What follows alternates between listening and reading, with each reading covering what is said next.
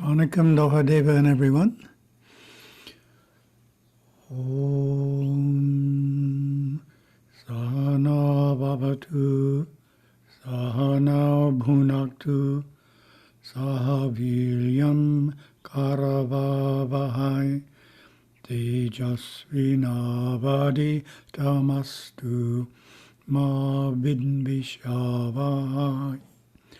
Om Shanti Shanti Shanti. And we'll share the screen.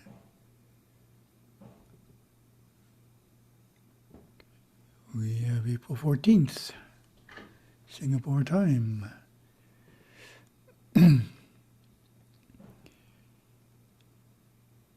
And we're continuing with awareness and consciousness, starting with a brief summary and then adding a few more points.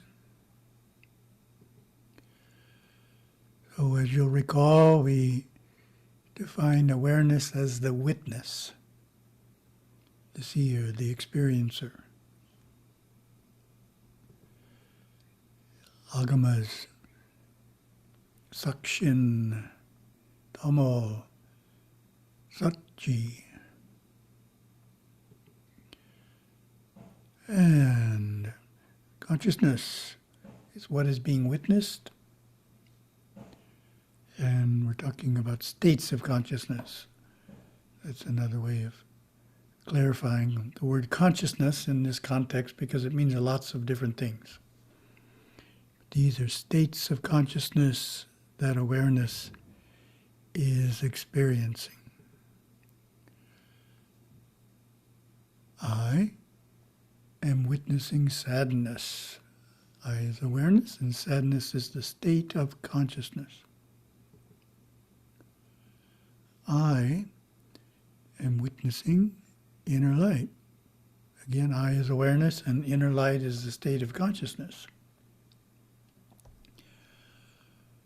So when we look at it that way, we can see intellectually at least that I doesn't change. The I is always the same. It's what it is experiencing that is changing. And we get those two things mixed up, so we think that the I is changing. But it's like a light on a screen that's illuminating the pictures. The light is the same no matter what the picture is. And the next key point, awareness tends to identify with consciousness. We say, I am happy, I am sad. We don't say, I as awareness am witnessing the state of consciousness of happiness and sadness. No, we don't say that. We say, well, I am, which is the false identification. Fourth concept. It is through the practice of yoga that we cause a disunion, a separation between awareness and consciousness. Patanjali's Yoga Sutras describes 3 ways in which they can be separated.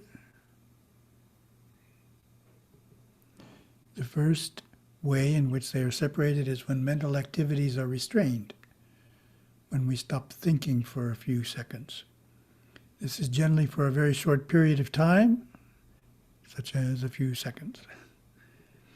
Second way in which disunion takes place is in deep meditation, which is the idea of a sustained experience of pure awareness, ideally for at least a few minutes. And the third way in Yoga Sutras is at the time of moksha. This is a permanent separation that cannot be undone. And in the Yoga Sutra terminology, that's kaivalya. Permanent establishment of awareness in its true form. Fifth concept is that you can command awareness to move to another state of consciousness. For example, from sadness to happiness. Sixth key concept is all states of consciousness always exist, like the districts of a large city, they don't go away just because you are not in it at the present moment. Then we learn 3 Shum words. Shumif, the perspective of awareness traveling through the mind. Ni'if, individual awareness or perception, which differs from vast consciousness. And Ni'imp, awareness flowing through the mind, being singularly aware of one area and then another. So that's our review. Quite a lot we covered there in multiple Zoom satsang. And the reason we're focusing on it is it's a core concept. To understand Gurudeva's approach to meditation, we need to understand clearly what awareness is and what consciousness is. Okay, we get something new. Question that relates. Lesson 85 in Merging with Shiva states that awareness and energy and willpower are all the same thing. Can you please explain this further? That's a challenge, right? How can awareness, energy, and willpower all be the same thing? They sound totally different. Let's see what Gurudeva has to say. As you dive deeper into this energy, you will find that this great power, your sense of awareness, and your willpower are all one and the same thing. Great power means energy. Great power, awareness, and willpower are all one and the same thing. So one way to approach this is to consider energy, awareness, and willpower as 3 qualities of the same thing. So something exists and it has the quality of energy, the quality of awareness, and the quality of willpower. So let's approach it in that way. So as an energy, it's the ultimate source of life, being the life of the soul. In other words, the physical body and the astral body are only alive because the soul is inside of them. And the soul functions because of this energy, awareness, willpower being in it. So we have Tamil, Uyir, life, soul, and then we have Uyir Kuyir, which is a beautiful word, life of life, soul of the soul. So that's what we're talking about here, Uyir Kuyir. The ultimate life, which is in the soul, and you can't take it out of the soul. It's a permanent quality of the soul. All you can do is merge the soul into Shiva. Willpower. So what's willpower? Webster says, strong determination that allows one to do something difficult. So one way of looking at willpower is it's a use of life's energy. So when we can bring this energy to bear on a project, we have lots of willpower. If we're not interested in it, it's harder to do. So that's why it's easier to strengthen willpower doing things you like to do at first. Gurudeva has a nice statement on that I happened to come across in one of my readings in the last few days. Your will is your soul in action.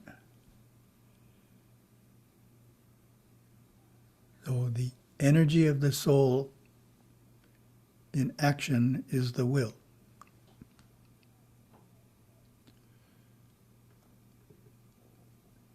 And then this energy, willpower, which you can easily see how that's the same thing. Willpower is just a use of the energy. Has an intelligence, which is awareness. So it's life, it's intelligence, and the use of that generates willpower. Then one more quote. Work with willpower, awareness, and energy as 3 separate items first. Feel awareness and discover what it is.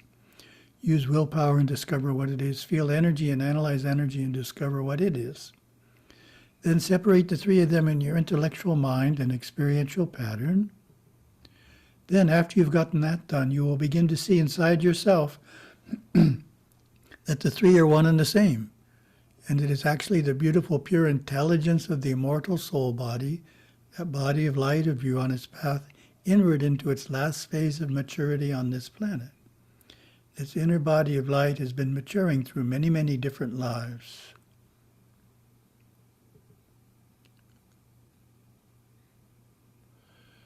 So that is the answer there. Then we have another new idea. Quick review of nymph. Awareness flowing through the mind, being singularly aware of one area and then another. And we're going to stretch our minds out. In the Shum world, there's a second form of awareness. Awareness has more than one form functioning at the same time, called in Shum I'if. Awareness flowing or traveling from one area of the higher mind to another in the fourth and fifth dimensions. 2. The tantra of observing awareness as it flows or travels in these two higher dimensions. 3. Unless one is totally aware, one is not at all conscious of this happening. One may usually be only conscious of Ni'if and its flow, then in deep meditation of I'if and its flow. 4. It is possible, however, to be simultaneously aware of I'if and Ni'if, each independent of the other and yet dependent upon each other. Now it gets interesting. I'if is awareness traveling, flowing constantly in the fifth and fourth dimensions. Unless one is totally aware, one is not at all conscious of the happening, but only conscious of Ni'if and its flow. Then in deep meditation of I'if and its flow. There are times when Ni'if changes places with I'if, and the change is unnoticed until afterwards. This is when one begins to intuitively see that which is in the fourth and fifth dimensions. I'if then is when we are completely aware in the fifth and fourth dimensions, such as in Shum meditation. When Ni'if is flowing in daily life, being aware of fifth, fourth, third, and second dimensions, I'if is flowing in the fifth and fourth independently. This accounts for intuitive flashes. When a meditator works on a Shum meditation, the Nalif vibration is I'if. I'll explain that in a minute. Continuing within the areas and neighboring areas of the meditation, while Ni'if is totally aware in other areas. When the meditator goes into the meditation, again, Ni'if changes places with it and the place of seeing deeper into related areas than did occur in the previous meditation. So we need to think of foreground and background. Like a computer doing two things at once. You're using it in the foreground, it's doing something, but in the background, it's also doing something else. And then what it's doing in the background becomes the foreground, and what was happening in the foreground becomes the background. So there's always two things going on, but they can shift between which is in the foreground and which is in the background. Oh, so in other words, the meditation, if we meditate regularly, meaning on our 5 out of 7 vigil days a week, that's enough continuity so that the meditation is always there in the background. So even though we're out doing things in the world, it's in the background, which is what Nalif means. It's sustained. So we can go from the foreground into the meditation and pick up where we left off yesterday and develop it further, because it's accessible, because we've been meditating 5 out of 7 days. It doesn't go away. We don't lose it. So that's an advantage of meditating regularly, is you can get back into the meditation quickly and then develop it deeper. So that's a little bit deep, but I thought you'd enjoy it. It gives a sense of how Shum clarifies certain possibilities in meditation.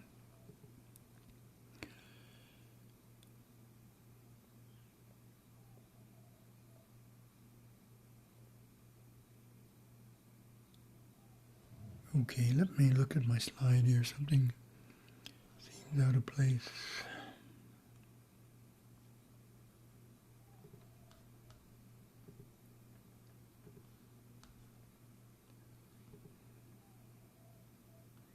Okay, I see what I did.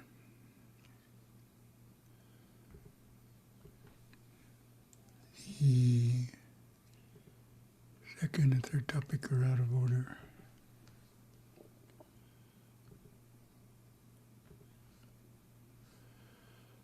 Now we have to share screen again. Third topic.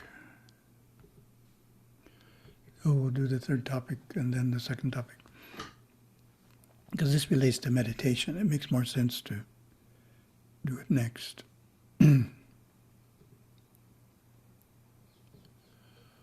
One of the recent Master Course monthly testimonies mentions that the hype. One of the recent Master Course monthly testimonies mentioned that the type of meditation she was reading about emerging with Shiva was new to her. That reminded me of this short keynote on types of meditation, which I thought would be helpful to share. This is something I did a few years ago. But the end of it ties into Shumif and everything we've been talking about. And it's called Different Approaches to Meditation. Start with Webster. Webster can be amazingly accurate in defining Hindu terms. I get impressed. The definition of yoga was really superb. This one is superb as well. Meditation, mental exercises such as concentration on one's breathing or repetition of a mantra, engaged in for the purpose of reaching a heightened level of spiritual awareness. So they brought in the true sense of meditation. The spiritual side is not just for relaxation or health, getting rid of stress. We're trying for a heightened level of spiritual awareness. When presenting Gurudeva's approach to meditation to individuals not familiar with it, I was initially surprised by what their current idea of meditation was and the variety of approaches being practiced, labeled meditation. Understanding these different types of meditation gives us a clear concept about Gurudeva's approach to meditation through the Shum language.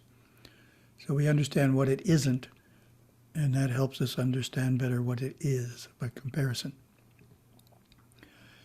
Passage meditation, Eknath Ishvaran, is an exponent of this approach to meditation. His Blue Mountain Meditation Center website describes it as silent repetition in the mind of memorized inspirational passages from the world's great religions. So we're remembering scripture, not even restricted to Hindu scripture.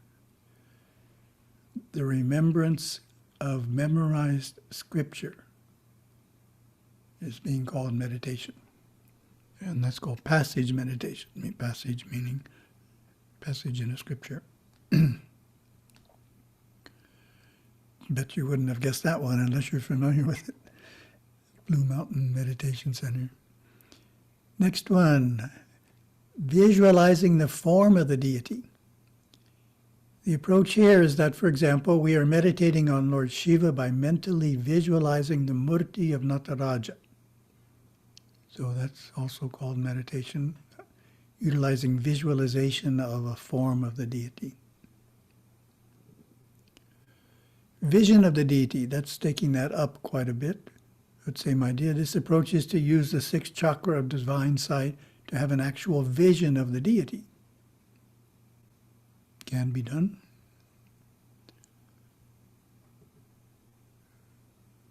Repeating a mantra. The approach is to mentally repeat a mantra over and over again.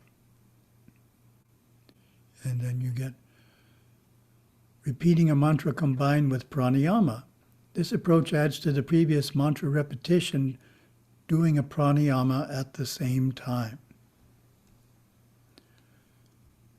So the previous one, just doing the mantra, to us is japa. It's not, we do that, but we call it japa. We are repeating a mantra many times. But we don't think of it in any way related to meditation. Then this is a description of Gurudeva's approach, experiencing an aspect of the superconscious realms. This approach is to, for example, listen to the inner high-pitched E sound, or to see the inner clear white light. So we're actually seeing something, or hearing something, feeling something that exists in superconscious realms. We're not visualizing, there's no mantra, we're not trying to see the deity, we're going within ourself. It's a monistic form of meditation, we're just trying to experience our own superconsciousness and see, hear, and feel what's there.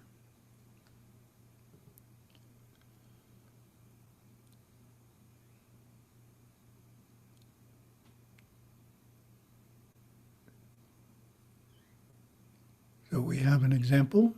The meditation is called Shiva Chaitanya.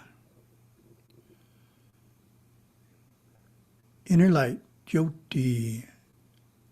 Observe the light that illumines the thoughts. Concentrate only on that light, as you might practice being more aware of the light on a TV screen than of its changing pictures. The very basic way of seeing inner light. Sacred sound. Listen to the constant high-pitched E sounding in the head. It is like the tone of an electrical transformer, 100 tambours distantly playing, or a humming swarm of bees. So the two examples just given relate to the last Zoom satsang's definition of Ni'im, which we didn't read the full 6-part definition. So part 6, awareness traveling while seeing with the inner eye and hearing with the inner ear into and out of areas of the mind. So that's pointing out what we've just been stressing. We're actually seeing and hearing in superconscious realms. That is the types of meditation. And we have another question.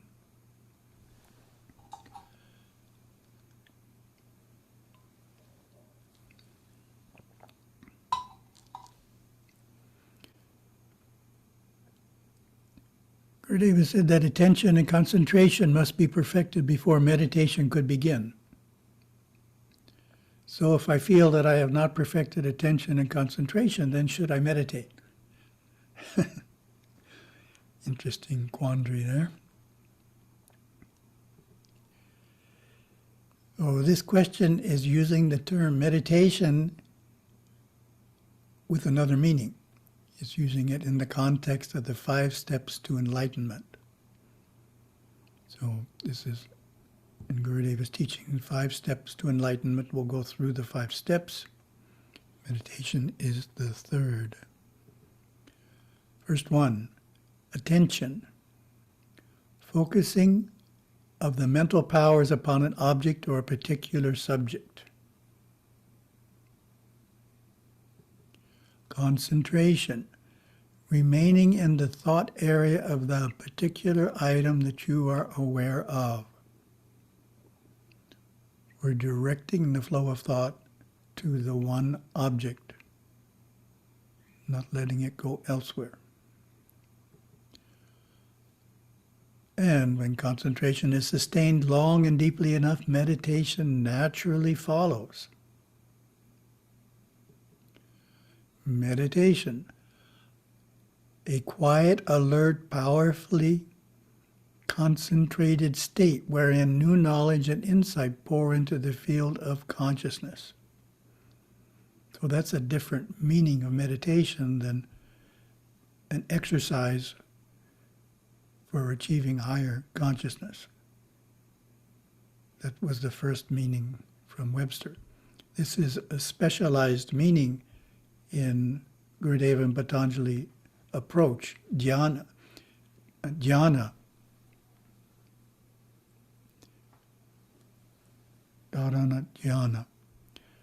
So it involves taking concentration one step deeper, so you're actually generating new insights, learning from your intuition. Then the next step, contemplation, religious or mystical absorption beyond meditation. The true state of yoga in which the meditator and the object of meditation are one. And the fifth step, as we know, self-realization, direct knowing of the self-God, Parashiva. So to try and summarize this idea, there's a difference between meditation as a broadly defined practice for achieving a heightened level of spiritual awareness and as a state of mind in which new knowledge is flowing from our intuition. It is two completely different meanings for the same word.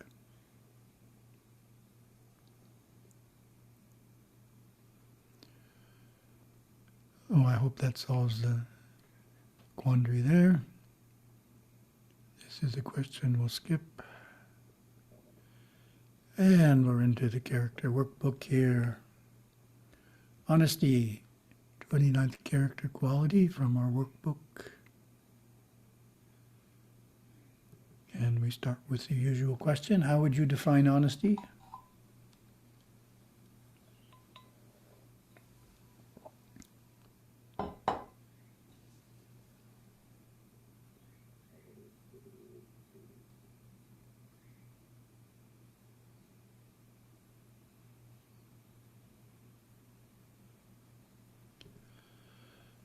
Workbook gives this definition. Honesty means being law-abiding and virtuous. I strengthen it by being honorable and avoiding cheating, lawlessness, manipulation, and deceit.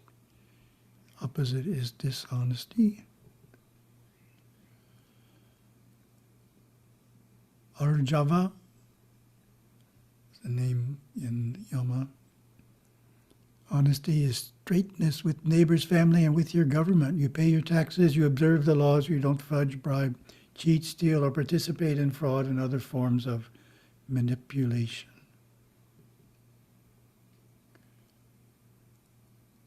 And another quote, the most important rule of honesty is to be honest to oneself, to be able to face up to our problems and admit that we have been the creator of them. So that's a special type of honesty.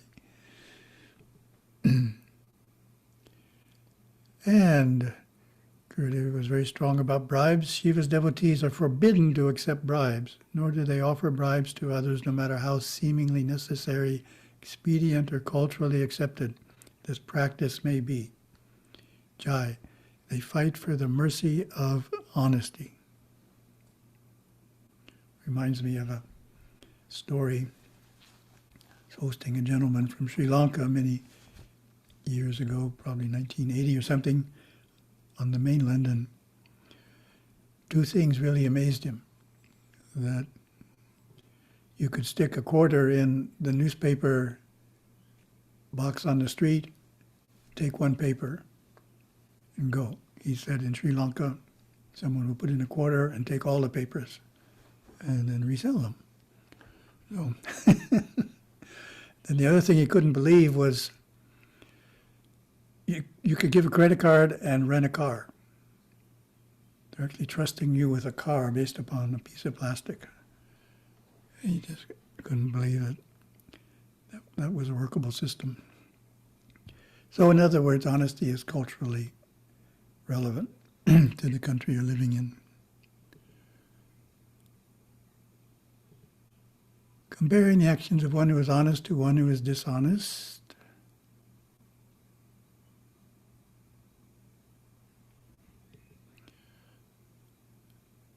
First, situation, finding a wallet in the street containing money and credit cards. You, honesty, seek out the owner and return the wallet with all its valuables. Dishonesty. Keep the money and turn the wallet into the nearest lost and found. Second situation. When a friend offers to hack the school computer and raise your grade, you. Honesty. Ask him not to do that because honesty is important to you. Dishonesty. Accept the offer and ask him to show you how to do it yourself. Aggressive dishonesty. Third situation, when a store clerk makes a mistake in your favor at the checkout counter, you. Honesty. Point out the mistake and gladly pay the full amount. Dishonesty. Keep quiet about her error and consider it a fortunate event.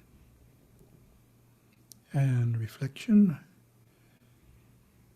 Take a moment to identify a few ways in which you could improve in honesty.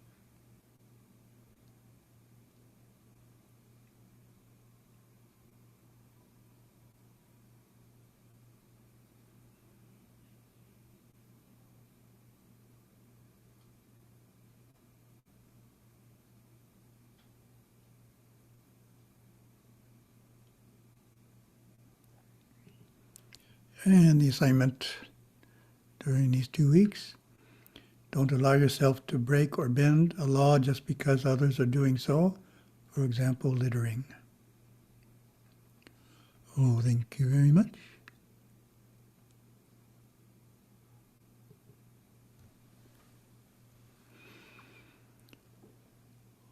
Oh.